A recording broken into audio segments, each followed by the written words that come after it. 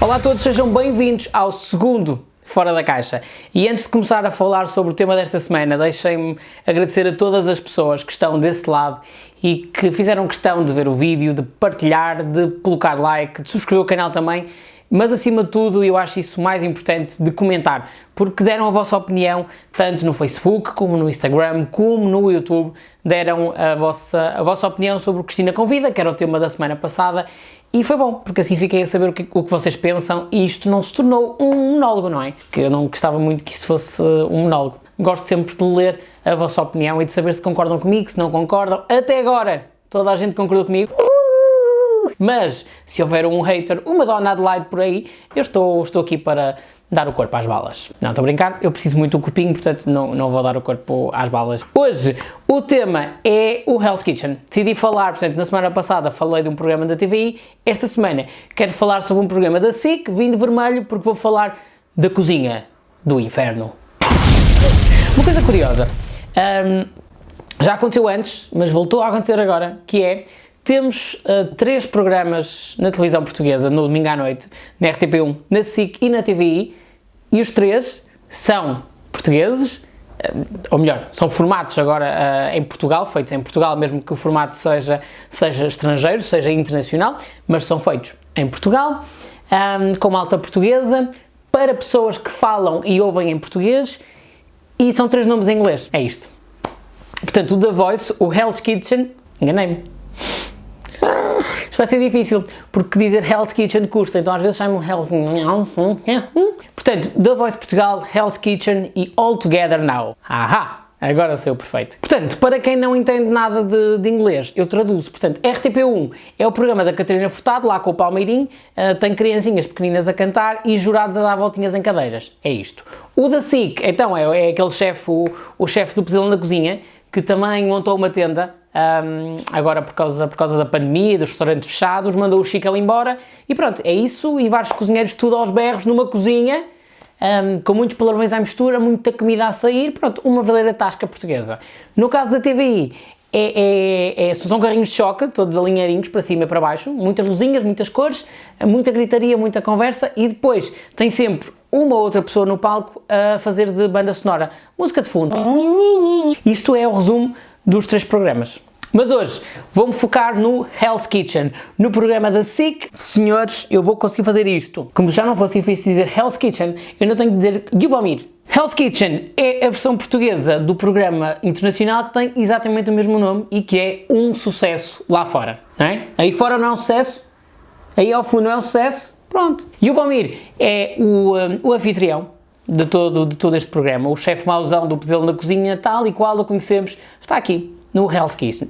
Eu não disse que isto era difícil, portanto, é Yubamir com mais 16 cozinheiros, 8 mulheres e 8 homens separados, porque o programa pode ser feito no século XXI, mas tem que haver aqui um bocadinho de século XVIII à mistura, e é isto, é homens e mulheres separados, não se misturam, têm cozinhas diferentes, mais ainda, têm cores específicas, e os homens ficaram com o azul, só para não haver essas coisas do sexismo e azul para os homens. O formato é muito bom, eu gostava muito do formato internacional, já o via. O formato nacional é igualmente muito bom, está muito bem produzido, não vou falar daquele estúdio, daquele restaurante, porque é incrível, faz inveja à maioria dos programas de televisão portugueses. Aliás, eu não me lembro de um programa de televisão, e aqui vou correr um risco gigante, que é, vou mesmo colocar o Big Brother como comparação, nem o Big Brother conseguiu ter, a meu ver, um estúdio tão bem conseguido, um estúdio tão bom. Tem muitos cenários diferentes, mas o estúdio é realmente muito bom, é um grande restaurante, tem grandes cozinhas, tem grandes salas, é realmente um bom estúdio, um bom cenário para um programa grandioso como este, que está muito bem produzido, com uma história muito bem encaminhada. Recordo-me nas primeiras semanas aquilo que eu mais achava interessante é que os cozinheiros foram sendo apresentados, não todos inicialmente como... Olá, o meu nome é não sei quem e vim, não estou aqui para fazer amigos. Não, o que aconteceu foi, ao longo dos primeiros programas, cada vez que uma outra pessoa, um outro chefe, se tornava protagonista do momento, apresentavam a sua vida, a sua história, faziam a apresentação desse candidato. Por isso, eu achei isso bastante interessante, achei original, uma forma diferente de apresentar os concorrentes. Agora, Coisas que me encanitam aqui um bocadinho. Há algumas coisas que me encanitam. O programa vê-se muito bem. Eu não sei se conheciam a palavra encanitar, se não conheciam, é uma palavra que eu vou usar muito fora da caixa. O programa vê-se muito bem. É um programa, não é um programa próprio para cardíacos, não. Quem vê o programa fica bastante envolvido, eu falo por mim, fica bastante envolvido na história, fica bastante envolvido naquilo que está a acontecer. Não dá para ir fazer o xixizinho, como diria João Baião. É para estar ali agarrado ao sofá, a ver de início ao fim o programa, a vibrar e chegar ao fim com as tensões em alta e ter que ir tomar a medicação para dormir. Eu só não faço a parte da medicação, de resto cumpro todos os requisitos. Agora, há ali coisas que realmente eu acho que não estão tão certas. Vou começar pela que mais me irrita e eu só percebi burrinho há pouco tempo, que é, então, o programa tem uma dinâmica, que é, tem várias provas, as equipas, os rapazes e as raparigas, vão competindo entre elas, não é? Vão ganhando prémios, vão ganhando vantagens nas provas e depois há uma equipa que perde a grande prova da semana. Essa equipa tem que se reunir numa sala e escolher 3 pessoas para nomear. Pois bem, o que acontece? As pessoas nomeiam e depois Jubomir tem de escolher daqueles 3 quem sai. Obviamente, não vou deixar isso na mão dos portugueses, não é? Se acha que eu cozinho uma boa lula, ligue 760 20 20 02. Não faz sentido. Portanto, o Jubomir escolhe dentro daqueles concorrentes, dos 3 concorrentes, aquele que quer expulsar. Isto era o que me tinham vendido. Isto era aquilo em que eu acreditava até há umas semanas atrás. Há 2 semanas atrás, uma semana atrás. Já estou perdido. Isto da pandemia é uma coisa... Para mim o Big Brother duplo impacto durou 2 dias, vejam lá. Estou a brincar, durou 4 anos. Isto era aquilo em que eu acreditava que era isso que acontecia. Portanto, para além de todo o jogo de culinária propriamente dito, havia este jogo de nomeações. Eu, como concorrente, tinha que ter a responsabilidade de escolher 3 pessoas que poderiam ser expulsas. A expulsão passava muito por mim e por jogo. Isto era o que eu acreditava. Até que Jubomir decidiu não concordar com as 3 pessoas nomeadas e por isso, quem manda neste programa, hein? Sou eu, hein? Quem manda nisto? Desculpem, Jubomir diria assim. Quem manda sou eu, quem é que manda sou eu. Pronto. Jubomir lembrou-se que mandava naquilo tudo, e então, eu não concordo, por isso não sai ninguém. Não. Estupidez máxima. Desculpem. Deixou de fazer sentido. Metade do programa, para mim, deixou de fazer sentido há uma semana atrás. Porque? Então, reparem. Se há umas nomeações, elas têm que ter algum peso na decisão final. Se depois a decisão final é independente das nomeações, eu tenho 3 pessoas nomeadas, mas não concordo com nenhuma, então ninguém sai, então não fez sentido haver nomeações. Então da próxima vez que for preciso nomear, eu não vou escolher ninguém, ou vou escolher à toa, não é? Vou escolher um qualquer, ele não vai concordar, por isso depois ele expulsa o que ele quiser. Não faz sentido. Eu sei que seria injusto e o Jubomir ter que expulsar um candidato que até não foi assim tão mau e que até tem muito para dar e que até pode vir a ganhar o programa. Não é isso que acontece nos jogos todos. Às vezes perde aquela pessoa que nós queríamos que ganhasse e que fazia mais sentido ganhar, é injusto, mas acontece, é a vida, é um jogo, não é? Por isso é que não é uma profissão, é um jogo, tá? É um programa de televisão, ganham, perdem, consoante o jogo, é assim. Portanto, isso é a primeira coisa que eu tenho a apontar de negativa, que não gostei tanto, que não tenho gostado de ver no Hell's Kitchen, porque até agora acreditava numa coisa, tinha mania de acreditar no Pai Natal e no Coelho, e desiludi-me um bocadinho em relação a isso. Segundo aspecto que eu acho negativo no Hell's Kitchen, eu agora estou a dizer isto como se só tivesse coisas negativas. Não, malta, já disse, o programa é muito bom, vejam o Hell's Kitchen, está muito bem conseguido, ok? E mais, as personagens, os 16 concorrentes são realmente personagens, como eu estava a dizer, são realmente muito bons, têm muitas histórias, muita personalidade muito, muito forte.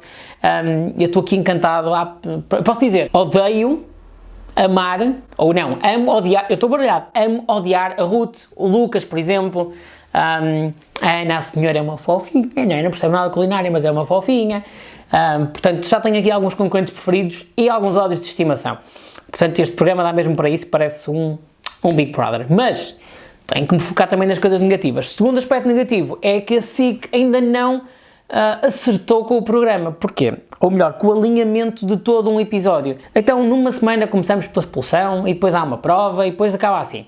Na outra semana, afinal, já há provas, e depois há uma expulsão. Na outra, a expulsão é em meio.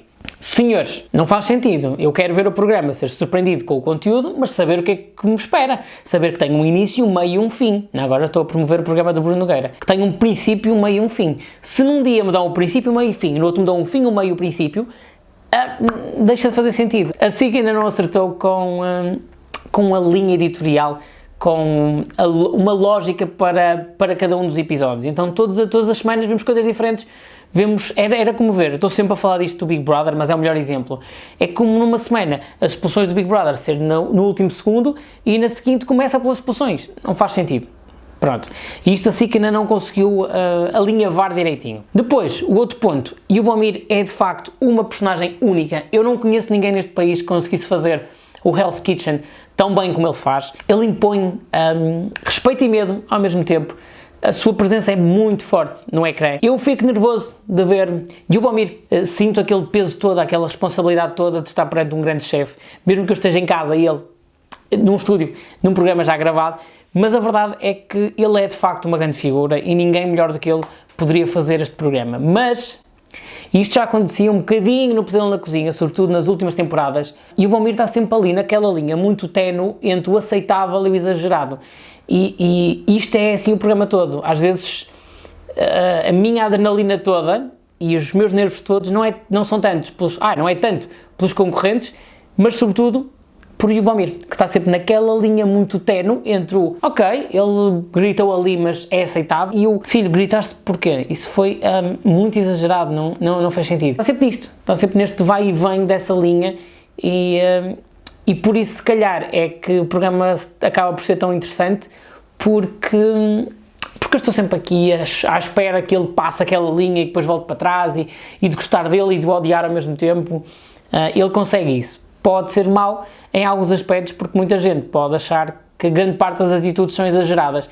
E eu vivo sempre com este medo de que um dia ele passe a barreira e fique a viver eternamente. Olha, que monta uma tendinha, que faça greve de fome para lá da linha do aceitável, na parte do exagerado. Melhor ainda, faltava esta parte, é que os 16 concorrentes que estão a concorrer no Hell's Kitchen estão a habilitar-se a um prémio incrível. Portanto, eles são os chefes e o que é que eles podem ganhar? Um carro. Podem ganhar um carro. Enfim, se não viram o Hell's Kitchen, vejam e depois podem então deixar aqui o vosso comentário. Se já viram, digam-me o que é que vocês acham, se têm gostado do programa, se não têm, se concordam comigo no que diz respeito às críticas que eu fiz. Apontei 3 críticas, o resto é tudo muito positivo, está bem? Não venham cá dizer que eu só digo mal. Foi um gosto enorme estar outra vez deste lado a falar convosco de uma das minhas grandes paixões, se não a maior paixão de todas, a caixinha mágica, de vos falar daquilo que se passa dentro da caixa, mas aqui fora dela, fora da caixa. Obrigado a todos, já sabem, partilhem, comentem, deixem o vosso like, subscrevam o canal, mandem cartas, avisinhos de papel, tenham a janela aberta, é só mandar. Beijinhos, abraços, vejam a televisão, tudo que se passa dentro da caixa, depois, na minha opinião, está aqui, fora da caixa. Até breve.